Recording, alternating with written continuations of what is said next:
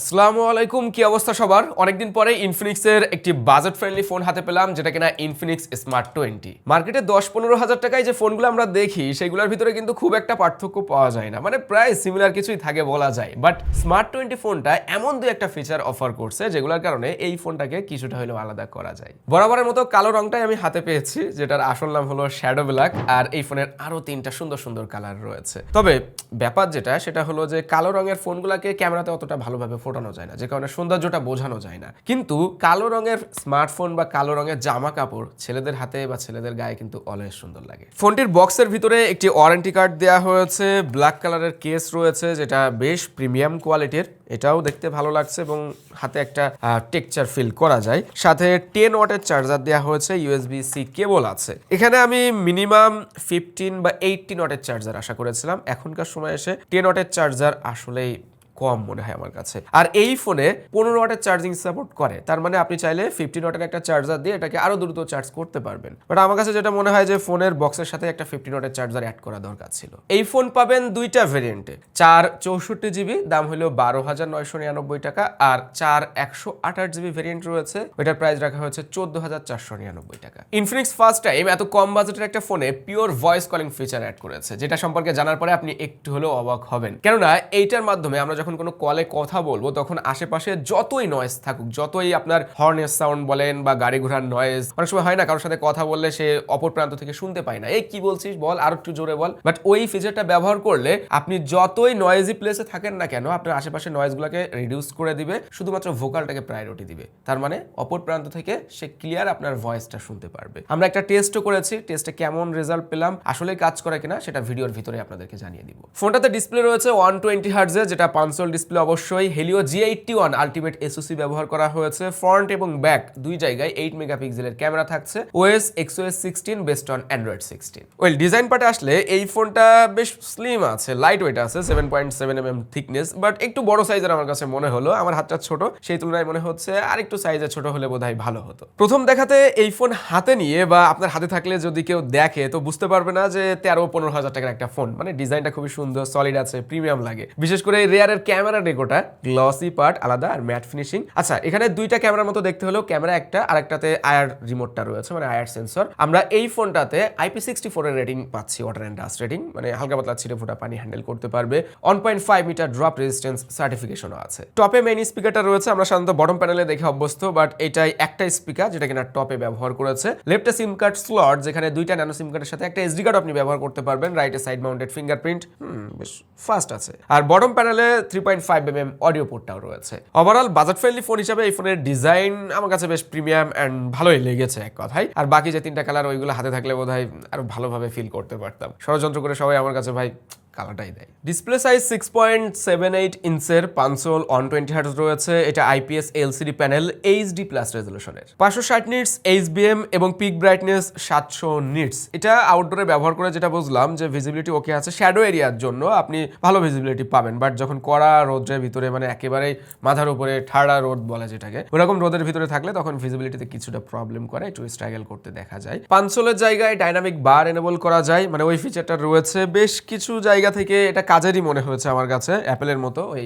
Apple dynamic আইল্যান্ডের মতো pop up পাওয়া যায়। কুইক কিছু অ্যাকশন থাকে না, স্ক্রিনশট নেওয়া বলেন বা স্ক্রিন রেকর্ডিং করা বলেন, ওই সকল ক্ষেত্রে ডাইনামিক বারটা কাজে আসে। এখন কথা তো এটা না, কথা হলো ডিসপ্লের কোয়ালিটি কেমন। এই ফোনটাতে ইউটিউবে 4K রেজলিউশনে ভিডিও দেখা যায়, বাট 4K তে কিন্তু আসলে ভিডিও চলে না ওইভাবে, বেঁধে যায়, আটকে যায়। যেটা দেখলাম 2K 30 FPS এর কোনো ভিডিও যদি আপনি দেখেন, ওইটা স্মুথলি রান করতে পারছিল। এবং যে কারণে এটা যেহেতু HD+ রেজলিউশনের ডিসপ্লে, আমি যখন হায়ার রেজলিউশনের ভিডিও দেখছিলাম তখন আমার কাছে একটু শার্প মনে হয়েছে, একটু ক্রিস্পি মনে হয়েছে, দেখতে আরো বেশি সুন্দর লাগছিল এক কথায়। আবার দেখলাম ওয়াইড ভাইন এলন সাপোর্টেড রয়েছে, তার মানে OTT প্ল্যাটফর্মে আপনি কিছুটা হইলেও হাই রেজলিউশনের কন্টেন্ট দেখতে পারবেন। সব মিলিয়ে ডিসপ্লের কালার কোয়ালিটি ওকে আছে, ভাইব্রেন্ট মনে হয়েছে। শার্পনেস 720p রেজলিউশন হিসেবে আসলে যেমন থাকে ওই রকমই। এক্সট্রিম লেভেলের শার্প ডিসপ্লে আমি বলবো না, বাট এই ডিসপ্লেটা খারাপ লাগছে না। সাইড অ্যাঙ্গেল থেকেও ভিউ ওকে। এখন 120 হার্টজের এক্সপিরিয়েন্সটা কেমন পেয়েছে দেখেন। ডিসপ্লে টাচ রেসপন্স রেটটা ওকে, টাচ করে মজা পাচ্ছিলাম, স্মুথ মনে হয়েছে। বাট 120 হার্টজের যে ফিলটা ওইটা কিন্তু আসলে পাই নাই, যেহেতু এটা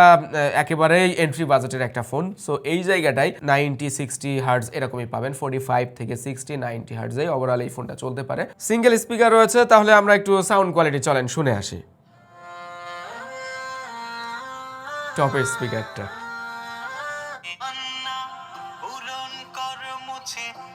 ফুল সাউন্ড,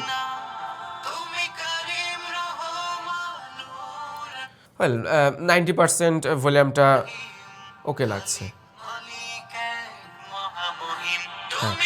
100% গেলে কিছুটা ডিস্টরশন পাওয়া যায়, বাট লাউড আছে, ক্লিয়ার আছে। আর যে গজলটা শুনছিলাম সেটা হলো সাইফুর রহমান আজিম ভাইয়ের গজল। আমার কাছে ওনার গজলগুলি খুবই ভালো লাগে, কখনো বলা হয় নাই, ভিডিওতে বলে দিলাম। এবার আসি সেই পিওর ভয়েস কলিং ফিচারে, যেটা সাউন্ড অ্যান্ড ভাইব্রেশন সেটিংসের ভিতরে রয়েছে। এখান থেকে call noise option, then pure voice call ফিচারটা, সিলেক্ট ভয়েস পয়েন্ট আমরা অলরেডি একটা অ্যাড করেছি, ভয়েস পয়েন্ট অ্যাড করা যায়। ভয়েস পয়েন্টের কাজটা হলো এখানে 30 সেকেন্ডসের ভয়েস দিতে হবে, নিজের ভয়েস। যেমন সাধারণত ধরেন যে আমরা হ্যাঁ তোমার কি অবস্থা, কেমন আছো, কলেজে যেভাবে কথা বলি এরকম কিছু, এআই এর মাধ্যমে ও সেই ভয়েসগুলোকে নোট করবে, মানে ভোকাল টোনটাকে নোট করবে। এবার আপনি যখন কারোর সাথে ভয়েস কলে কথা বলবেন তখন ওই ভোকাল টোনটা চিনে নিবে, যে কথা বলছে ওই টোনটাকে সে শুধুমাত্র ক্যাপচার করবে, আর আশেপাশে নয়েজ ওইগুলোকে রিডিউস করে দিবে। আমরা একটা টেস্ট করেছি, টেস্টের রেজাল্ট দেখলেই বা শুনলেই আপনারা বুঝতে পারবেন যে এটা আসলে কতটা কাজের। পিওর ভয়েস কল টেস্ট করার জন্য এখন আমরা হাড়ি পেটাবো। এই মুহূর্তে যে সাউন্ডটি শুনতে পাচ্ছেন সেটা সরাসরি ক্যামেরাতে রেকর্ড হচ্ছে, আর এখন যে সাউন্ডটি শুনতে পাচ্ছেন সেটা ইনফিনিক্সের স্মার্ট 20 এর পিওর ভয়েস কল ফিচার ব্যবহার করে রেকর্ড হচ্ছে। আরেকটা জিনিস, এটাতে আলট্রালিঙ্ক ফ্রি কল ফিচারটাও রয়েছে, যে কারণে দুইটা ইনফিনিক্সের ফোন 1 কিলোমিটার ডিস্টেন্সে থাকার পরেও কমিউনিকেশন করতে পারবে সিম নেটওয়ার্ক বা ওয়াইফাই ছাড়াই, শুধুমাত্র ফোন টু ফোন কমিউনিকেশন করা যাবে। এখানে মেসেজ বা কলেও কথা বলা যাবে। চলেন এবার জানি ক্যামেরা কোয়ালিটি কেমন। বাজেট ফোন, হাই এক্সপেকটেশন না রাখাটাই ঠিক হবে, তারপরেও তো আগ্রহ থাকে সবারই না। রেয়ারে একটা ক্যামেরা 8 মেগাপিক্সেল, প্রথম কথা হলো মেগাপিক্সেল কম, আমার কাছে মনে হয় 13 বা 16 মেগাপিক্সেল ক্যামেরা থাকলে ভালো হতো। সামনেও 8 মেগাপিক্সেল, এটা ওকে আছে এই বাজেটে, সামনের ক্যামেরাটা। অবিশ্বাস্য কাণ্ড একটা ঘটেছে, সেটা হলো যে আমরা অফিসিয়াল মার্কেটে অনেক ভালো বাজেটের ফোনেও পোর্ট্রেট মোডে জুমের ব্যাপারটা দেখি না, মানে ক্লোজ শটের ছবি তোলা যায় না, একটা ফোকাল লেন্থ দিয়ে রাখে। বাট 8 মেগাপিক্সেল ক্যামেরা থাকা সত্ত্বেও ইনফিনিক্স এখানে সাহস করে তিনটা ফোকাল লেন্থ দিয়ে দিয়েছে, 24, 35 এবং 50 mm। এজ ডিটেক্ট খুব একটা খারাপ না ভাই, মানে দেখলেই বুঝতে পারবেন, একেবারে খারাপ বলা যাচ্ছে না। শুধু ব্যাকগ্রাউন্ড ব্লারটা অত বেশি ন্যাচারাল মনে হয় না, পোকেটোকে আর একটু ভালো হলে দেখতে ভালো লাগতো। Skin tone colour over saturated মনে হচ্ছে না, সব মিলিয়ে ছবির মান ভালো, মানে বাজেট যেমন সেই হিসাবে ছবির কোয়ালিটি মনে হয় পছন্দ হবে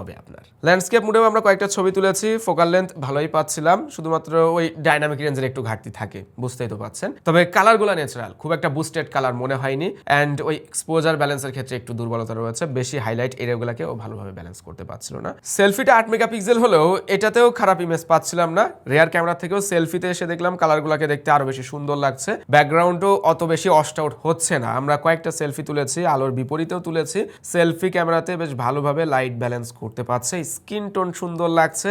8 মেগাপিক্সেল হওয়ার পরেও একটু জুম করেও দেখলাম যে অত বেশি শার্পনেস ডিটেলস কম মনে হচ্ছে না, ফেস স্মুথ করে না, মানে যতটা শার্পনেস দরকার একটা ফেসের ভিতরে সেটা ধরে রাখতে পারছিল।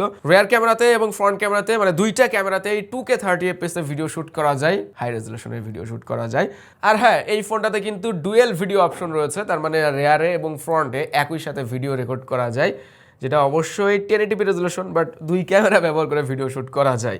এবং camera two API level full না, লেভেল কি জানো বলে গেছি, ফুল সাপোর্টেড, তার মানে লেভেল 3 সাপোর্টেড না, ফুল পর্যন্তই জিক্যাম ব্যবহার করা যাবে, ওই কিছু কিছু অপশন লিমিট থাকবে এই আর কি। এবার আসি পারফরমেন্স পার্টে। এই ফোনটাতে ইএমএমসি স্টোরেজ টাইপ রয়েছে, যেটা দুইটা ভেরিয়েন্ট আমরা দেখলাম, 4GB RAM দুইটাতেই, but storage 64GB এবং 128GB পাচ্ছি আমরা।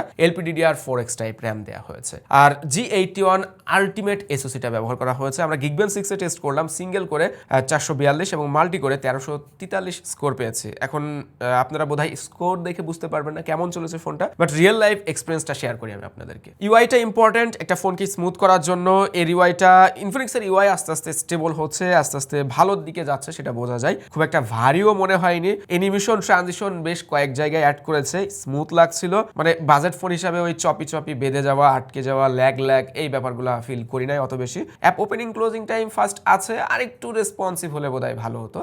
বেশ কিছু যখন একটু বড় অ্যাপ্লিকেশন, একটু ভারী অ্যাপ্লিকেশন ওপেন করছিলাম, তখন মনে হচ্ছে যে স্লো রেসপন্স করে, এইগুলা থাকেই ভাই। ওই ব্যাপারগুলো আপনি কাটিয়ে উঠতে পারবেন যখন লাইট অ্যাপ্লিকেশনগুলো ব্যবহার করবেন, যেমন ফেসবুক লাইট আছে, বেশ কয়েকটা অ্যাপ্লিকেশনের লাইট ভেরিয়েন্ট আছে, লাইট ভার্সন আছে, ওইগুলো ব্যবহার করলে আরেকটু রেসপন্স করে ফাস্ট। সো আমার মতে স্টোরেজটা এই ফোনের জন্য ইম্পর্টেন্ট একটা পার্ট। আপনারা চেষ্টা করবেন যে স্টোরেজ যেন অনেক বেশি ফুল না হয়, যেহেতু 4GB র্যাম, র্যামটা একটু লিমিট, অতিরিক্ত অ্যাপ্লিকেশন ব্যবহার না করা, অতিরিক্ত অ্যাপ ইনস্টল না করা, এই ব্যাপারগুলো খেয়াল করলে আপনি স্মুথলি ফোনটা ব্যবহার করতে পারবেন। আমরা গেমের পোকা, গেম তো অবশ্যই খেলবো, তো আমরাও খেলেছি 2D টাইপের গেমগুলা এবং ফ্রি ফায়ার গেম, এই সকল গেম আপনি ট্রাই করতে পারেন। অত বেশি ভালো রেজাল্ট পাবেন না, বাট খেলা যাচ্ছিল।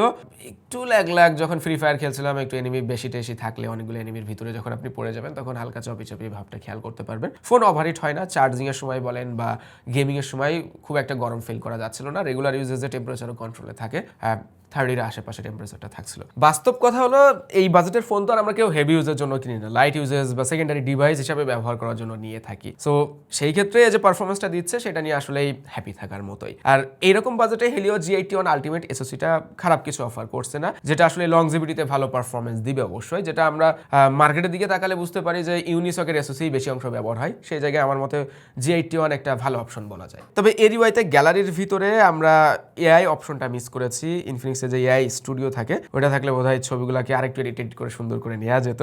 তবে বেশ কিছু এআই ফিচার কিন্তু রয়েছে, যেমন এআই রাইটিং রয়েছে, ওয়ান ট্যাপ রয়েছে, স্পিকার ক্লিনার রয়েছে, অ্যান্ড স্ক্যান টু ডক রয়েছে। কোনো একটা পেপারে স্ক্যান করে আপনি এই ডকুমেন্টে কনভার্ট করতে পারবেন। ফোনটা ব্যাটারি রয়েছে 5200 mAh এর, হ্যাঁ, যে কারণে ফোনটা একটু স্লিম। আমার মতে এখন অনেক বাজেট ফোনে কিন্তু 5,500-6,000 mAh এর ব্যাটারি ব্যবহার হচ্ছে, মানে ব্যাটারি প্রায়োরিটি বেশি দিচ্ছে মানুষ। আসলে ব্যাটারিটা প্রয়োজন, সো 5200 না দিয়ে এখানে আরেকটু বেশি mAh এর ব্যাটারি থাকলে ভালো হতো। আরেকটা ব্যাপার যেটা শুরুতে বললাম যে চার্জিং ওয়াটটা 15 ওয়াট সাপোর্ট করলেও 10 ওয়াটের চার্জার দেওয়া হয়েছে। এখন 15 ওয়াটের একটা চার্জার আলাদাভাবে নিতে হলে তো সেই ফোনের দামটা বেশি হয়ে যাচ্ছে। সো বক্সের সাথে 15 ওয়াটটা আমি আশা করেছিলাম। ব্যাটারি ব্যাকআপটা কেমন পেয়েছি? লাইট ইউজ করলে 1.5 দিন ব্যাকআপ টাইম পাওয়া যাবে। আর এক্সট্রিম লেভেলে যারা ফোন ইউজ করেন, মানে স্ক্রিন টাইম যাদের বেশি প্রয়োজন, ফোন ছাড়া চলতেই পারেন না, সবসময় চোখের সামনে স্মার্টফোন থাকতে হবে, তারা একদিনের কাছাকাছি সময় ব্যাকআপ টাইম পেয়ে যাবেন। মানে পাওয়ার অ্যান্ড ব্যাটারি পার্টে এসে আমার কাছে মনে হয়েছে ব্যাটারি এমএএইচটা অবশ্যই আরেকটু বেশি দরকার ছিল। তো ভাই ফোনটা আসলেই কেমন? আমার কাছে এই ফোনের বেশ কিছু দিক ভালো লেগেছে, আবার মনে হয়েছে বেশ কিছু দিকে ইমপ্রুভমেন্টের সুযোগ ছিল। যেমন ভালো লাগার প্রথম পয়েন্ট হলো এর ডিজাইনটা, দ্বিতীয় পয়েন্ট হলো ডিসপ্লে জায়গাটা। হ্যাঁ, এইরকম বাজেটের ফোনে ডিসপ্লে জায়গাটা আমরা একটু বেশি প্রায়োরিটি দিই, ডিসপ্লেটা সুন্দর হওয়ার জন্য, যেন মাল্টিমিডিয়া কনজিউম এক্সপিরিয়েন্স বা যে কোনো ক্ষেত্রে ডিসপ্লে থেকে ভালো এক্সপিরিয়েন্সটা পাওয়া যায়। সো হ্যাঁ, ডিসপ্লে কোয়ালিটি এই জায়গাটায় ভালো পেয়েছি। সামনে সেলফি ক্যামেরাটা ভালো আছে, রেয়ার ক্যামেরাটায় আরেকটু ইমপ্রুভমেন্টের সুযোগ ছিল, পারফরমেন্সটা ভালো আছে এবং পিওর ভয়েস কল যে ফিচারটা, ওইটার জন্যই কিন্তু এই ফোনটা আমার কাছে বেশি ভালো লেগেছে। শুধুমাত্র পাওয়ার অ্যান্ড ব্যাটারির যে জায়গাটা, ওই জায়গাটায় আরেকটু নজর দেওয়া উচিত ছিল। পাশাপাশি এই ফোনে যে দুইটা ভেরিয়েন্ট, দাম বোধহয় আরও 1000 বা 500 টাকা কমালে ভালো হতো। এখন আপনার কাছে ইনফিনিক্সের স্মার্ট 20 ফোনটা কেমন মনে হয়েছে কমেন্ট করে জানাতে পারেন। আপনাদের মতামত কিন্তু আমরা সব সময়ের জন্য গুরুত্ব সহকারে দেখি এবং পড়ে থাকি, তো অবশ্যই কমেন্ট করে আপনার মতামত জানাবেন। এটা ছিল আজকের ভিডিও। সবাই ভালো থাকবেন, সুস্থ থাকবেন, আল্লাহ হাফেজ।